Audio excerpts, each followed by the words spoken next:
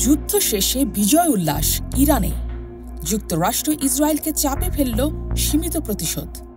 যুদ্ধ থেমে গেছে, কিন্তু বিজয়ের পতাকা ওড়ালো ইরান। যুক্তরাষ্ট্র ও ইসরায়েলকে চাপে ফেলে সীমিত প্রতিশোধে বিশ্ব জুড়ে ছড়িয়ে দিল এক স্পষ্ট বার্তা: আমরা মাথা নত করিনি, দাঁড়িয়েছি বুক উঁচিয়ে। এই যুদ্ধবিরতি কি কেবল শান্তি চুক্তি, নাকি এটি পরাশক্তিদের বিপরীতে এক আত্মবিশ্বাসী জাতির জাগরণ? যখন বিশ্বের সবাই ভাবছিল ইরান কি পারবে বাঁচতে, দাঁড়াতে, জবাব দিতে, তখনই আসি এই বিস্ময়কর প্রতিক্রিয়া। কাতারে মার্কিন ঘাঁটিতে ইরানি ক্ষেপণাস্ত্র হামলা। হ্যাঁ, সোজাসুজি যুক্তরাষ্ট্রের সামরিক কেন্দ্র লক্ষ্য করে ছোড়া ক্ষেপণাস্ত্র। কিন্তু এই হামলা ছিল ঠিক ঠান্ডা মাথায়, কৌশলী। ইরানের সর্বোচ্চ নেতা আয়াতুল্লাহ খামেনির নির্দেশ, প্রতিশোধ নাও, কিন্তু যুদ্ধ চাও না। ইরান শুধু হামলায় চালায়নি, তার আগে কাতারকে পাঠিয়ে দেয় সতর্কবার্তা। মার্কিন বাহিনী যেন আকাশসীমা খালি রাখে, যেন প্রাণহানি এড়ানো যায়। আর সেই কৌশলেই সফল ইরান। ট্রাম্প নিজেই বলেন, ইরান দায়িত্বশীল আচরণ করেছে, প্রাণহানি এড়ানো গেছে। আমরা যুদ্ধ চাই না। যুদ্ধবিরতির ঘোষণার পর তেহরান থেকে তাবরিজ, মাশহাদ থেকে কিরমান, রাস্তায় রাস্তায় মানুষের ঢল, গাড়ির হর্ন, জাতীয় পতাকা, মুখে মুখে গান। আমরা মাথা নত করিনি।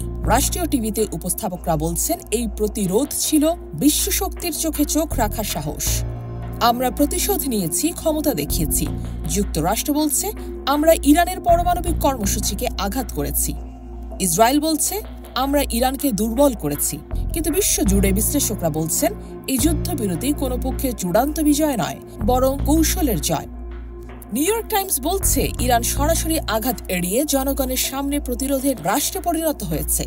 ইরানের পরমাণু মুখপাত্র বলেন, পারমাণবিক কর্মসূচি থামবে না। পররাষ্ট্রমন্ত্রী আরাকচি জানালেন, ক্ষয়ক্ষতি আছে, কিন্তু লক্ষ্য ব্যর্থ।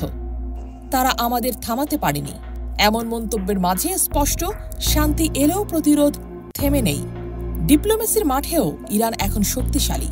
তুরস্ক, রাশিয়া, তুর্কমেনিস্তানে চলছে কূটনৈতিক তৎপরতা। যুদ্ধ থেমেছে, কিন্তু ইতিহাস গড়ে গেছে। ইরান দেখিয়েছে, সাহস থাকলে দুর্বল শক্তিও জবাব দিতে পারে। তাদের সীমিত প্রতিশোধ হয়ে উঠেছে প্রতিরোধের প্রতীক। কিন্তু প্রশ্ন রয়ে গেছে, এই যুদ্ধবিরতি কি টিকে থাকবে, নাকি ফের জ্বলবে মধ্যপ্রাচ্যের আকাশ? আপনার মতে এই যুদ্ধবিরতি কি কূটনৈতিক জয়, নাকি কৌশলের ছলনা? কমেন্টে জানান আপনার মতামত। শেয়ার করুন যদি মনে করেন ইরান সত্যি বিজয়ী।